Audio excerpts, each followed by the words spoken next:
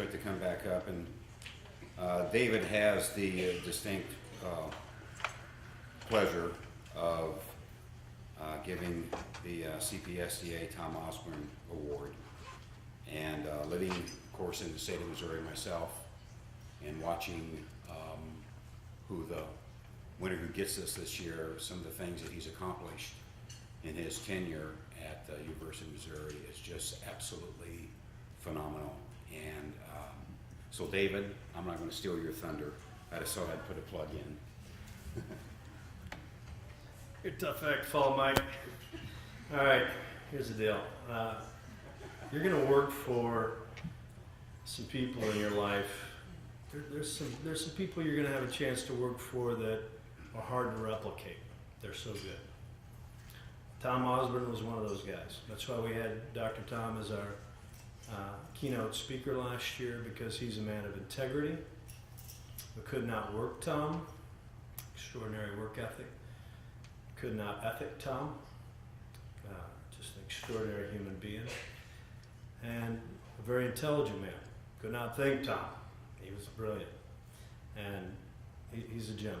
He's a keeper in the history of Division I coaching in football. And he's going to be an icon as a leader and athletic administration, as the athletic director at Nebraska. And it was really a wonderful gesture by this board after Tom was here last year to say, hey, you know what, he embodies what we'd like to see from more administrators out there, whether they're general managers in pro sports or athletic directors.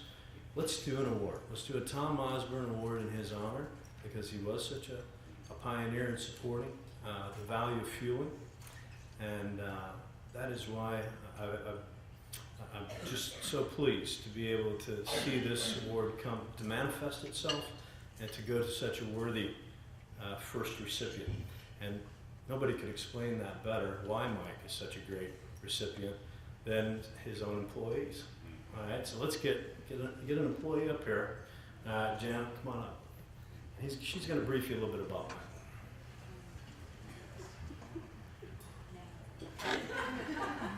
I'm actually going to keep it short because I want him to do a lot of the talking.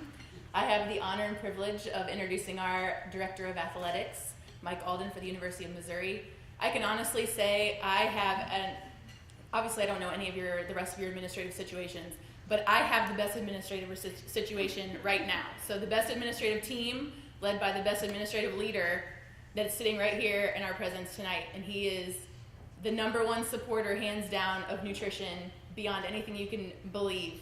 And he's going to tell you his story. I'm going to make him tell you the story of how he actually put himself through what the athletes go through so he would have a better understanding of how nutrition plays into their everyday life.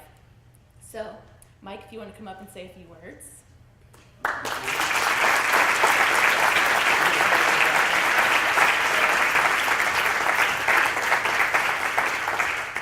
Thank you, Jana. I appreciate that. Very nice. I was a little concerned when she got the microphone. A little nervous. I've been with Jana in many situations. She's not always been so kind, so thank you very much. Certainly, Dave, I appreciate the opportunity that you've presented me tonight, and Amy, right over here, the next president, right, that's going to be coming along, and to your entire board of directors and everybody associated with the Collegiate and Professional Sports Dietitians Association. I really appreciate the opportunity to be with all of you this evening. Certainly you have tremendous sponsors, and my hat's off to Muscle Milk, my hat's off to EAS, and all of the sponsors, certainly they're associated, and in particular tonight to Soleil. Mike, you and your team, and for you guys to be here, certainly that says an awful lot about your commitment to this organization, certainly the commitment to nutrition. And what I heard right there was a commitment to the University of Missouri. Did you guys kind of hear that from Mike? So when I was sitting here, I was checking my phone. I just checked the donor records back at Mizzou because I saw that St. Louis, and Mike kept talking about that. And I'm saying, we're going to be making a call on you next week. So I'm just giving you a hard time. I'm being serious, though, too. So anyhow, certainly, and it's obviously a privilege for me to work with somebody like Jana Heitmeyer. You guys get to see her in these types of settings and many other settings, and I am blessed to be able to see her, frankly, almost every day that I go to work. And it's a great opportunity to be able to work with her and to be able to share her enthusiasm and her commitment towards doing the right things in college athletics. You know, on my way here today, I was in Lawrence, Kansas. I think where I was yesterday. I was in Lawrence, Kansas last night, and Kansas City. I flew early today and got here. And when I got in the car that was going to bring me over, the taxi to bring me over, my phone was hit, and it talked about the new bowl game that's going to pit the SEC champion against the Big 12 champion. It's pretty cool. It's pretty big stuff, right? So it's like the Pac-12 and the Big 10 in the Rose Bowl. This will be a very similar type of setup. It's a big statement, and it really is talking about the post-BCS era. And I looked at that, and I thought a little bit about my comments this evening. And I want to keep my comments brief for you, but that made me think about the investments that are taking place in college athletics today and professional sport today. There has never been a time in our history, in our country, ever, when you've seen more money and more investment in professional, amateur, and collegiate sport. Ever. And so from the multi-billion dollar television contracts to the type of sponsorships we have out there to bowl games that are going to be going through the ceiling once we get to a certain type of playoff system, to on and on and on and on. There's a tremendous amount of investment. Take a look at the facilities that are being built on our respective campuses and our respective organizations, and you can see that every single day. And as you look at that, many times we look at how important it is for us to improve our football stadium, for us to be able to build a bigger stadium, for us to be able to build a bigger baseball stadium, for us to be able to invest more in our coaches, right? To spend more money in our coaches, and on and on and on.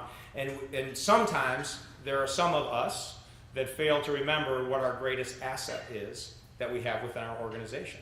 And our greatest asset that we have and our greatest commodity that we have in our organization, whether it's professional sport, and I know Joel came from the Patriots, so you know what I'm talking about in that particular case. Now you're going to transition to Ann Arbor, right?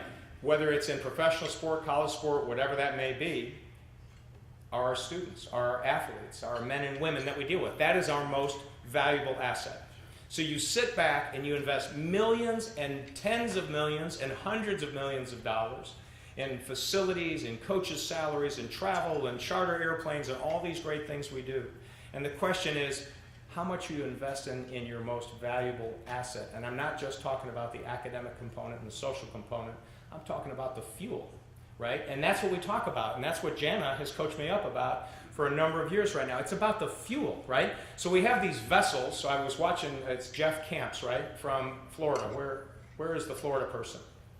Where is she? Right back here. Is that right? Yeah. He's a heck of a player, right? He's a heck of a runner, right? He's got a heck of a vessel, right? And so what you're up here talking about is the fuel. And it's amazing there are so many of us that are in these types of roles that don't understand the fuel component. Because we can see and we can touch and we can feel buildings. We can see and we can touch and understand how important it is to hire high-profile type people to coach our kids, to be able to expand our staffs, to have bigger weight rooms, to be able to try to recruit high-level athletes. But we don't necessarily have that connection in what goes along with the fuel that goes inside of that. And so what I encourage all of us to recognize and to understand is the fact that it's our responsibility. I being one of you, right? It's our responsibility to do a few things, right? We have to make sure that what we're doing is we're trying to educate people to understand what's going on. And what you have to be able to do is you have to practice anticipatory skills. And so don't let this go by you tonight. I'm not going to speak that long, you guys. I'm telling you. You have to practice anticipatory skills. You have to recognize when we announce a bowl game, like we announced today, you're talking about tens of millions of dollars that bowl game, that one game is going to bring in. I'm telling you, when those numbers are crunched, tens of millions. So you have to anticipate the fact that there's going to be even more of an influx of support in what's going on in college athletics or professional athletics. Okay, fine. We're going to anticipate that. Are you going to show any initiative? What kind of initiative are we going to show? And so in showing that initiative, we have to have that resonate to remember we've got this vessel. We've got to make sure there's fuel that goes inside that vessel. And now we've got to be able to show some type of initiative, and we better do it as a team. Because if you do it all by yourself, guess what? It's probably going to fall on deaf ears. You got to make sure you marshal strength beyond yourself. And as Mike was talking about, don't ever give up when you're thinking about this. So you're anticipating things. You're showing initiative because you understand that in order to continue to grow your organization and continue to help men and women, every single day with what you do, you've got to do it as a team. You've got to have a bunch of people involved in that. You have to make sure that you're educating people. You have to make sure you're educating people like me. Because to you, it's second nature. You understand it. You live it. You're in it every day. But those people that are in this type of chair, they need to be educated. So showing that anticipation, showing some initiative, making sure that you're doing it as a team and educating people is going to lead you to the fifth piece, which is so important for you. Walk in there and walk in those shoes with a level of confidence. Why? Because you're really good at what you do. And I'm going to tell you something. That lady right there, she's really good at what she does. She is so important to our organization, I can't even explain and express to you tonight. Because she's part of that team. And it's not just about this that she has. It's about all of this and right in here too. It's the total package. But she also understands to anticipate things, to show initiative, to work as a team, to make sure she's educating people every day, and to make sure she does it with a level of confidence. At the end of the day, you're going to bust down barriers. It was amazing. So several years ago, I'm getting all this kind of stuff. The next thing I know, we're spending a few $1 million on a brand new dining hall. Some people have been to our place, other people haven't. We have schools all over the country coming to look at our dining hall. They're going, what the heck did you build there? It's an amazing setup that we have, that we spent a lot of money in that. And when we spent all this money, then Jana said, that's fine, Mike, now we got to hire all these people, and we got to have these kind of foods. I said, Jana, it's going to cost a lot more money. She goes, well, da-da-da-da-da-da. So all of a sudden, we're doing all these different types of things. But what a wonderful investment that is. What a wonderful tribute that is. And the important thing we have to remember when we're doing all these things, there's an old Chinese proverb, right? It goes way, way back. And remember that. If you tell somebody something, they're going to forget it, right? If you show somebody something, they'll get it a little bit. But if you involve them, then they're going to understand. They're going to comprehend it. And so what she talked about is that proverb that she used with me. And that was an amazing thing. So a year and a half ago, she said, Mike, we want you at that time, 52 years old, we want you to go through what our kids are going through. We want you to try this out. And I'm saying, oh man, come on, I'm working out every day. I'm feeling good. Look at me. I'm kind of lifting. I'm doing all this kind of stuff. I eat right, and do all these kind of things. She goes, let's just check this out. I'm going to toss you on this thing called a DEXA. Don't be laughing. Everybody in here know what a DEXA is? I hate that machine. I hate that. I used to use, the calipers? I love calipers. They're the best things in the world. Man, my body fat's about 11%. I'm telling Jana that. I think I'm good. I got on that DEXA, and that sucker was 27.8%. I couldn't believe it. I said, this has got to be something wrong. She had us spend all this money on this DEXA machine. It must be miscalibrated. It's wrong.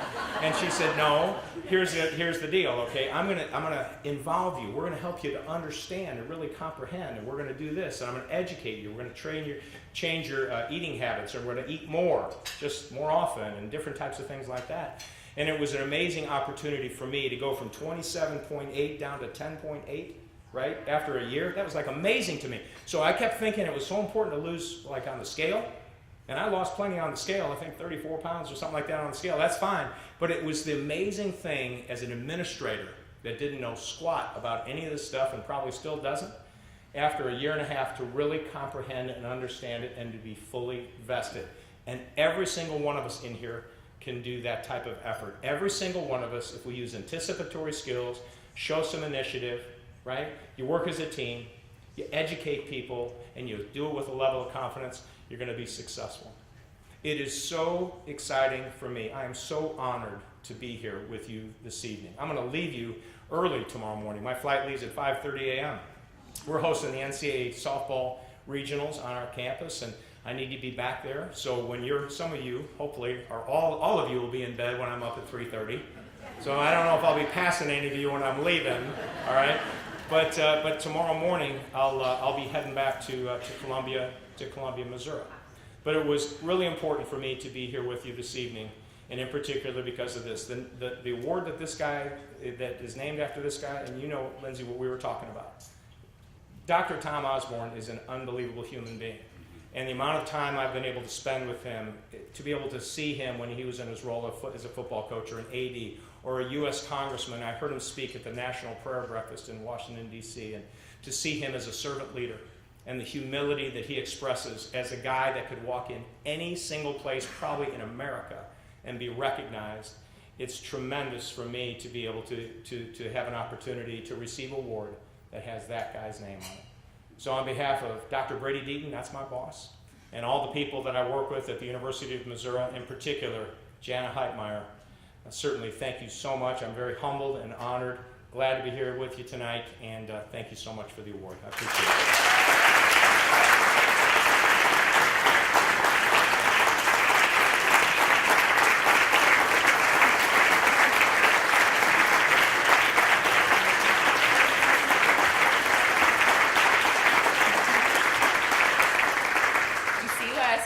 Administrator ever. Okay. So I just wanted to point out one thing because he kept talking about, just the University of Missouri and the stuff that we're doing there. But understand that because we have his support, he's very supportive of nutrition in general. That means that this as an organization has his support forever. So I don't know if you guys have talked to him yet, and if you hadn't had a chance to, he knows everybody in the world. So knowing that, he's going to be one of those people that goes out and every time he speaks, I have people come back and email me saying, he's been talking about the nutrition program. What a great idea. What's a great idea for some support? What do you need? So every time he goes out and talks, it's going to be a reflection of us in our group. So I just wanted to make sure that we pointed that out ahead of time. But he's great. Thank you.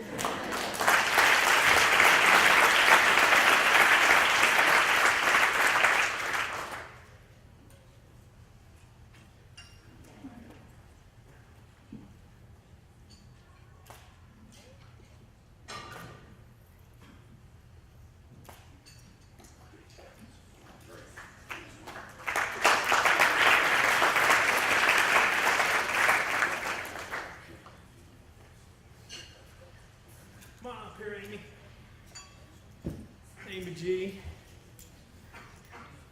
Amy B. We got a lot of Amy's. We get to mix it. Amy B, Amy G, Amy F. You ought to hear our calls. It's a piece of work. Okay, so I'm going to hand the gavel over. We don't really have a gavel. But it's been a wonderful 2 years. Labor of love, this group. I'm kind of your biggest fan, I'll be honest with you. It's there were a lot of lonely years out there 25, 30 years ago where there wasn't anybody called. And it's cool to see this group evolve and realize those shoulders are there for you now. And we really have just worked our fannies off the last 2 years this board. And all of our committee chairs, and we'll continue. Our past president, they'll wear me out there too, but here it is. It's officially yours, dear.